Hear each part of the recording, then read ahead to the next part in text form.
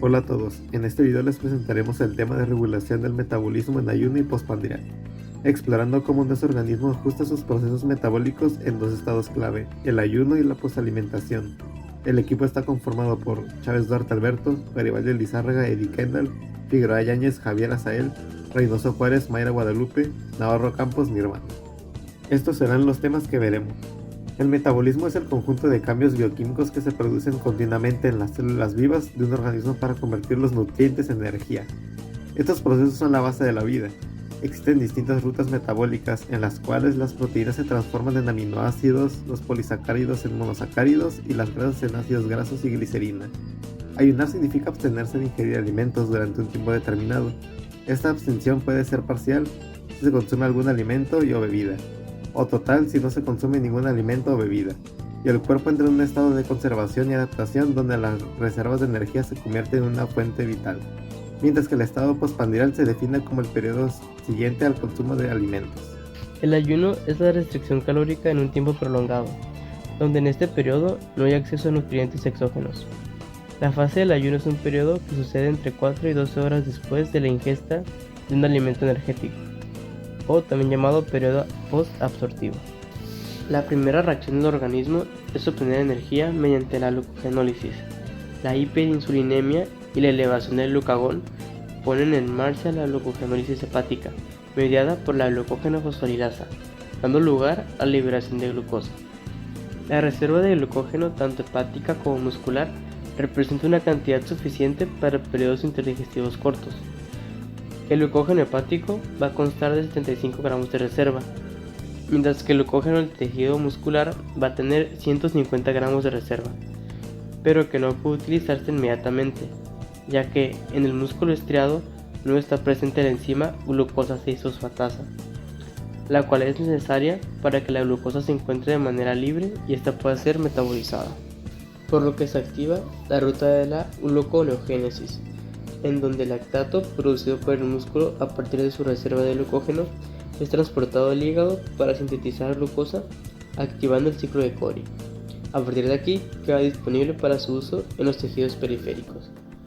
Cuando el lactato no es suficiente para obtener energía y conservar la homeostasis, aun cuando el organismo se encuentra en ayuno, se busca la obtención de glucosa por medio de otras vías.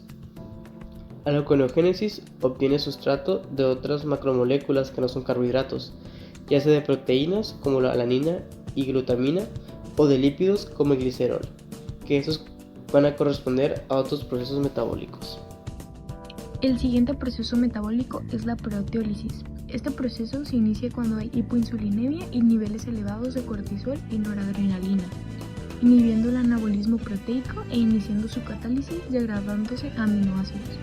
Con la producción de glucosa a partir de aminoácidos se degradan aproximadamente 75 gramos de proteínas en este proceso.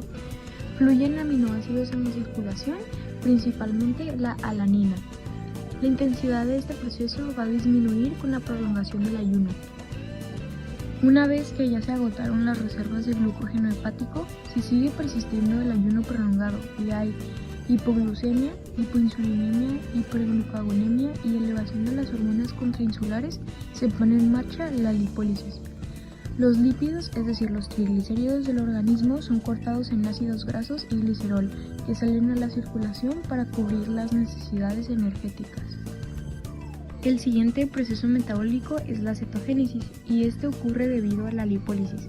La falta de glucosa y el uso de ácidos grasos como fuente de energía hace que las mitocondrias entren en beta-oxidación, formando acetilcoenzima A partir de ácidos grasos. Esto como consecuencia ocasiona formación de cuerpos cetónicos, principalmente acetoacetato y beta-hidroxibutarato. Niveles elevados de cuerpos cetónicos hacen a la sangre en circulación demasiado ácida, afectando a órganos importantes como el cerebro. Ahora vamos a ver la etapa tardía del ayuno. Esta etapa es cuando el organismo se encuentra completamente sin ingerir ningún alimento calórico durante al menos 16 días y hasta su fallecimiento. En este periodo es cuando la proteólisis disminuye su velocidad de acción, ya que el cerebro y el tejido nervioso se adaptaron a utilizar los cuerpos cetónicos en vez de los productos originados en la proteólisis y lipólisis. En las manifestaciones clínicas vamos a poder observar un deterioro y la pérdida de funciones corporales importantes, además de la disminución en la temperatura corporal, gasto cardíaco, la actividad del sistema nervioso y del metabolismo en sí. Si este ayuno continúa, se ocasionará la muerte.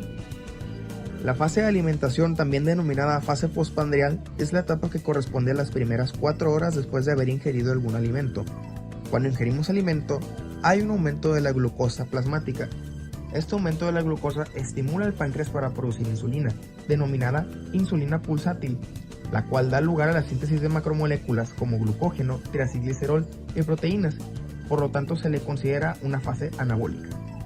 La insulina pulsátil se divide en 2 fases. La fase de secreción rápida, la cual ocurre en los primeros 5 a 10 minutos tras la ingesta, y la fase de secreción lenta, la cual ocurre pasados los 10 minutos. La fase de secreción rápida tiene como función parar la producción hepática de glucosa, suprimiendo la actividad del glucagón, con la participación de amilina y GLP-1.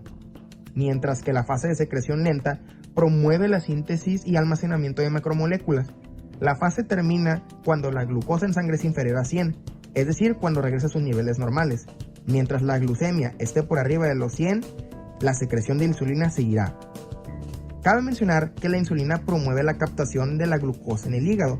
Además, también existe una captación de la glucosa en el músculo y tejido adiposo, únicamente con la participación de la insulina, ya que estos dos son órganos insulinodependientes. Cuando la glucosa llega al hígado, se utilizará para 3 cosas. El 55% aproximadamente se utilizará para glucólisis, de la cual saldrá piruvato y glicerol. El piruvato irá a ciclo de Krebs, formando acetil-CoA, el cual se utilizará para crear ácidos grasos mediante la lipogénesis. Estos ácidos grasos más el glicerol producirán triglicéridos, los cuales serán transportados al tejido adiposo mediante los VLDL.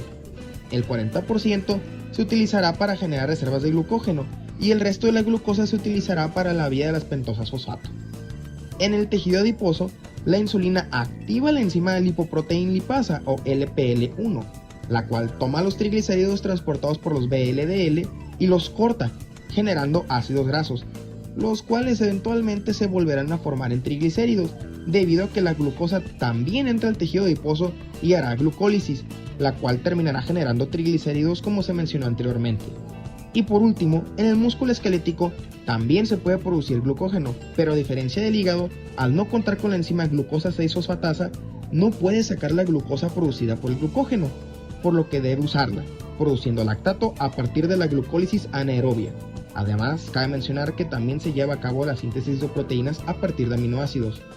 De todo esto, cabe mencionar que en el estado postprandial se inhibe la lipólisis, la glucogenólisis y la gluconeogénesis, mientras que se activa la síntesis de grasas, la vía de las pentosas fosfato, la glucogénesis y la glucólisis. Ahora pasamos a una tabla comparativa de los procesos anteriores. Como primer punto vamos a ver los niveles de glucosa e insulina comparados y podemos observar que en el ayuno hay niveles de glucosa disminuidos al igual que de insulina. En el caso de al momento de estar comiendo, pues vamos a ver un aumento de estos, ¿no? De glucosa e insulina y pues tanto de la insulina por la demanda, ¿no? Después tenemos como fuente de energía que en el ayuno primero se consumen las reservas de energía que hay, que sería pues por parte del glucógeno que se encuentra en el músculo esquelético, en tejido adiposo y en el hígado. Después los ácidos grasos libres y ya de ahí derivan los cuerpos cetónicos. En el caso de la comida, pues nosotros estamos generando las fuentes de energía y obtenemos la glucosa que proviene de la comida. En actividades metabólicas, en el ayuno consta de 5 actividades metabólicas, que sería la glucogenólisis, la proteólisis, la lipólisis, gluconeogénesis y la cetogénesis. Y al momento de comer suceden 4, o podríamos englobar 4, ¿no? Que serían la glucólisis, la beta-oxidación, síntesis de proteínas y la regulación hormonal como de la insulina. Y por último, los efectos metabólicos. En el ayuno vamos a tener un descenso de los niveles de glucosa plasmática, así como la pérdida de proteínas, esto al haber un ayuno prolongado por mucho tiempo y por varios días. También vamos a ver un cambio de preferencia en el cuerpo por la utilización de energía. Como bien se sabe, los seres humanos o la mayoría de animales utilizamos glucosa como fuente de energía, entonces al haber un ayuno se producen los cuerpos cetónicos y el cuerpo va a preferir utilizar cuerpos cetónicos si se hace regularmente este tipo de ayuno. Y el cerebro va a utilizar más cuerpos cetónicos si es que estos cuerpos cetónicos rebasan la barrera hematocefálica.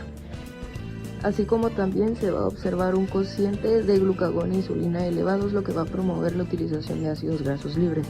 En el caso del momento de que nosotros estamos comiendo, vamos a ver un aumento del metabolismo basal, una regulación de los niveles de glucosa e insulina, almacenamiento de nutrientes, el aumento de la termogénesis por la dieta, por tantos procesos que están pasando, y la regulación del apetito y saciedad, ¿no?, de las moléculas que regulan esto. Y como conclusión tenemos que durante la alimentación el metabolismo se centra en la absorción de nutrientes y la regulación de la energía. En contraste, durante el ayuno el cuerpo cambia hacia la quema de grasas y la producción de cuerpos cetónicos para obtener energía, adaptándose así a la falta de ingesta alimentaria.